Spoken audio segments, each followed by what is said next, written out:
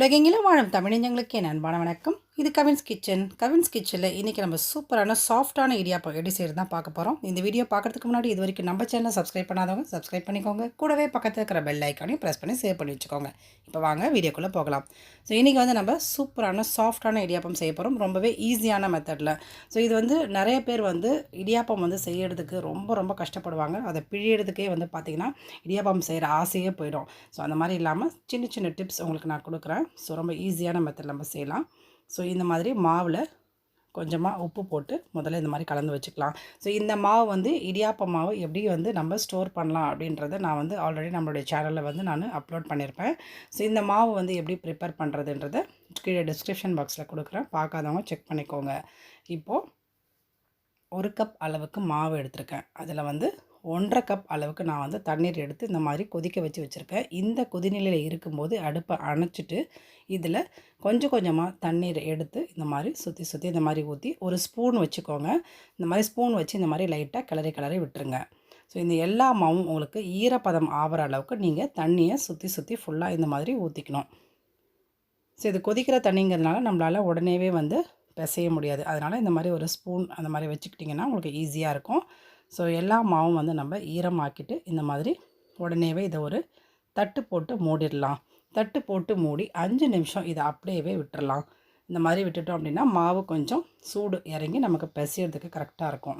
So 5 minutes கழித்து பார்க்கும்போது மாவு இந்த மாதிரி இருக்குது. இப்போது இந்த மாதிரி கரண்டியில் எடுத்துகிட்டு லைட்டாக கைகளில் நல்லா நீங்கள் மாவை உங்கள் கை பொறுக்கிற அளவுக்கு இந்த மாதிரி பிசைஞ்சுக்கோங்க.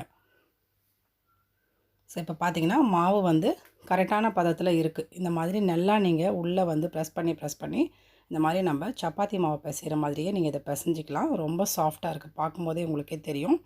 இப்போ நான் லைட்டாக இதை எடுத்து காமிக்கிறேன் பாருங்கள். கண்டிப்பாக மாவை இந்த அளவுக்கு நீங்கள் சாஃப்டாக நீங்கள் பிசைஞ்சிங்க அப்படின்னா தான் உங்களுக்கு பிழியறதுக்கு ஈஸியாக இருக்கும். ரொம்ப இறுக்கமாக பிசைஞ்சிட்டிங்கன்னா கண்டிப்பாக ரொம்ப கஷ்டமாக இருக்கும். இப்போ மாவு நல்லா சாஃப்டாக இருக்குது. இப்போ அடுத்ததாக நம்ம என்ன செய்ய போகிறோன்னா, இந்த மாவை நம்ம இப்படியே வச்சுட்டோம் அப்படின்னா கண்டிப்பாக இது வறட்சியாகி நம்ம மாவை பிழியும் போது கஷ்டமாக இருக்கும். ஸோ அதுக்கு இந்த மாதிரி ஒரு ஹாட் பாக்ஸ் எடுத்து அந்த மாவை இந்த மாதிரி மூடி வச்சுருங்க. நீங்கள் எப்போ செய்ய போகிறீங்களோ அப்போ இந்த மாதிரி உருண்டையாக பிடிச்சி நீங்கள் அதை அழகாக பிழிஞ்சிக்கலாம். ஸோ இந்த டிப்ஸை கண்டிப்பாக ஃபாலோ பண்ணுங்கள். இதில் போட்டுட்டு மேலே லைட்டாக எண்ணெய் தடவி இந்த மாதிரி மூடி வச்சுருங்க. ஸோ இது எப்பயுமே உங்களுக்கு சூடாக இருக்கும். அதே நேரத்தில் பிழியும் போது உங்களுக்கு ஈஸியாக இருக்கும். இப்போ நான் இந்த மாதிரி மர அச்சு வச்சுருக்கக்கூடிய இடியாப்ப அச்சில் தான் போட போகிறேன். ஸோ இதுக்குள்ளே கொஞ்சமாக எண்ணெய் இந்த மாதிரி டிப் பண்ணி ஃபுல்லாக இந்த மாதிரி தடவிக்கலாம். ஸோ இந்த மாதிரி செய்யறதுனால மாவு எல்லா இடத்துலையும் ஒட்டாமல் இருக்கும். அதே நேரத்தில் ஈஸியாக நமக்கு ஃப்ளோ ஆகும். இப்போ இந்த மாதிரி நான் எல்லாத்துலேயுமே தடவிக்கிறேன். இப்போ இதுலேருந்து கொஞ்சம் கொஞ்சமாக மாவை எடுத்துட்டு இந்த அச்சு உள்ளே போட்டுடலாம். திருப்பி ஒவ்வொரு தடவையும் நீங்கள் இந்த ஹாட் பாக்ஸை மூடி நீங்கள் வச்சிடணும். அப்போ தான் அந்த சூடுலே இருக்கும். ஸோ ஆறி போச்சுன்னா கண்டிப்பாக வறட்சியாகி உங்களுக்கு பிழியறதுக்கு கஷ்டமாக இருக்கும். ஸோ இந்த டிப்ஸை கண்டிப்பாக ஃபாலோ பண்ணுங்கள். ரொம்ப ஈஸியாக இருக்கும்.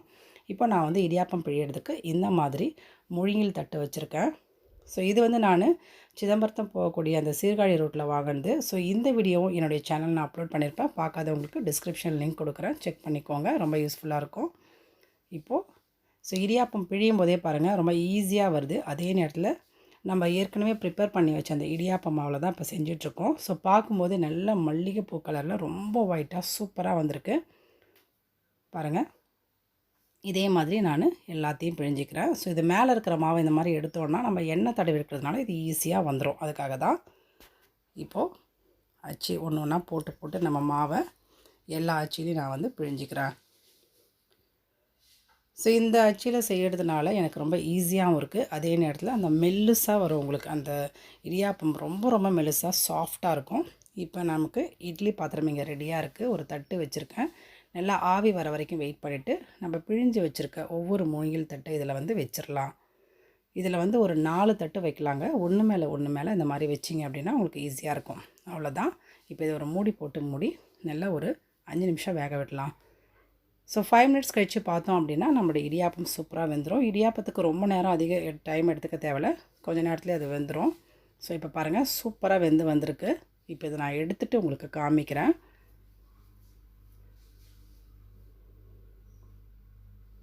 அவ்வளோதான். இப்போது பரிமாற வேண்டிய டைம்.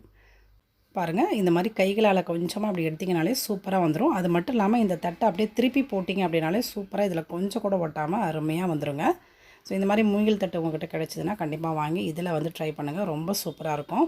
அந்த இடியாப்பம் அந்த மாவு வந்து பிழிஞ்சதுக்கப்புறம் அந்த துணி வந்து நம்ம க்ளீன் பண்ணுறதுக்கு ரொம்பவே கஷ்டப்படுவோம். அதுக்கு இந்த மாதிரி செஞ்சிங்கன்னா ரொம்ப ரொம்ப ஈஸி க்ளீன் பண்ணுறதும். இப்போ எல்லா இடியாப்பமும் இங்கே நான் வச்சுட்டேன். ஸோ இதுக்கு சூப்பரான ஒரு தேங்காய் பால் அதுவும் இங்கே வச்சிடுறேன். ஸோ இந்த தேங்காய் பால் வந்து பாருங்கள், நான் வந்து நாட்டு சக்கரை இதில் சேர்க்க போகிறேன். ஸோ இடியாப்பம் எவ்வளோ சாஃப்டாக இருக்குது பாருங்கள், சூப்பராக வந்திருக்கு.